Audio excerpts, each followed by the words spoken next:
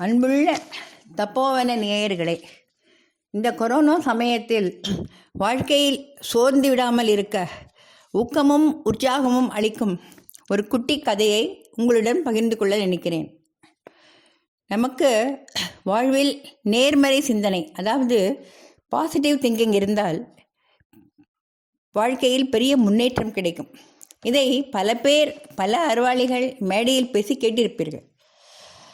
சமீபத்தில் நான் படித்த ஒரு சிறு கதை மூலம் இதை தெளிவுபடுத்த விரும்புகிறேன். வெகு நாட்களுக்கு முன்னால் இங்கிலாந்தில் ஒடிசே என்ற ஒரு சிறு கிராமம் இருந்தது. அதில் ஒரு காவல்காரன் வசித்து வந்தான். அந்த ஊர் மிகவும் அழகானது. அழகான பல வீடுகள் இருந்தன. பக்கத்தில் சில குடிசைகளும் இருந்தது. இதையெல்லாம் காவல் காக்க ஒரு காவலாளியை அமைத்திருந்தார்கள்.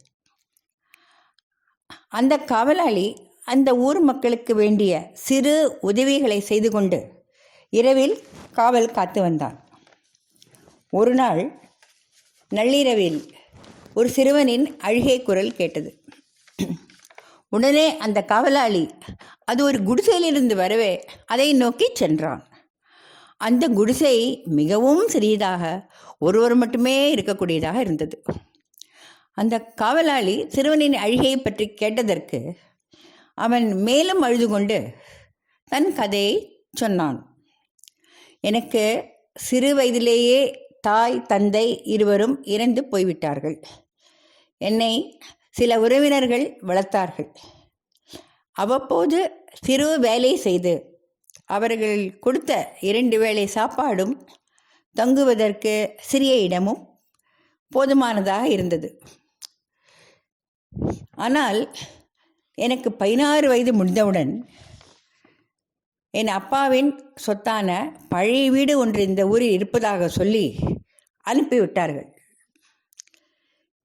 இங்கு வந்து பார்த்தால் எனக்கு வேண்டிய ஒரு பொருள் கூட வீட்டில் விலை மதிப்பாக இல்லை. வீடும் ரொம்பவும் சின்னதாக இருந்தது. எதுவும் உபயோகமில்லாமல் இருப்பதை நினைத்து மேலும் வருந்தி அழுதேன். அதோடு நான் அனாதையானதை நினைத்து மிகவும் கஷ்டமாக இருந்தது என்று கூறினான். இதை கேட்டு அந்த காவலாளி அந்த சிறுவனை சமாதானப்படுத்தி தன்னால் இயன்ற உதவியை செய்வதாக கூறினான். சிறுவனுக்கும் ஒரு தெம்பு வந்தது. அந்த காவலாளி அந்த அறையை ஒரு நோட்டம் விட்டான். எல்லா பொருட்களையும் ஆராய்ந்து பார்த்து அதில் ஒரு பொருளை கண்டான். உடனே சிறுவனிடம், நான் இங்குள்ள ஒரு பொருளை எடுத்து அதை பயனுள்ளதாக காட்டுகிறேன் என்றான். சிறுவனுக்கோ ஒரே ஆச்சரியம். காலையிலிருந்து இரவு வரை என் கண்ணில் படாத பொருள் உங்கள் கண்ணில் பட்டது மிகவும் சந்தோஷம்.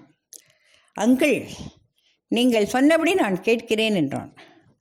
காவலாளி அங்குள்ள மெழுகுவர்த்தியின் மேல் பொருத்தப்பட்டிருந்த கண்ணாடி குவளையை தனியாக எடுத்து பையனிடம் சொல்லிவிட்டு தன்னுடன் கொண்டு போய்விட்டான்.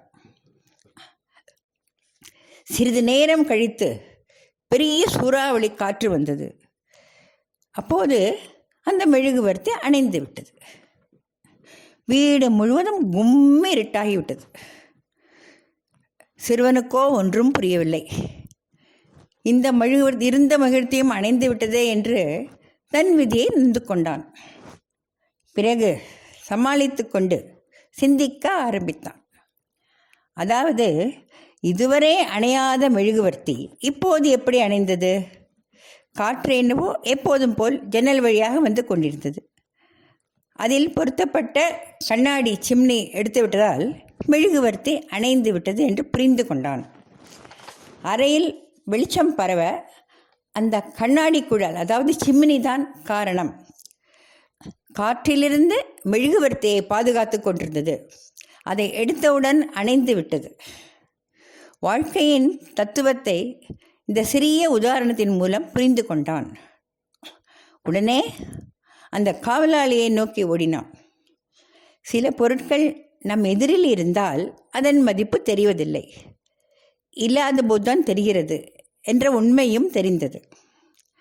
அந்த காவலாளியை பார்த்து அவருக்கு விலையுயர்ந்த பாடத்தை கற்பித்ததற்கு நன்றி சொல்லி அதன் பிறகு வாழ்க்கையில் படிப்படியாக முன்னேறி நல்ல நிலைமைக்கு வந்தான்.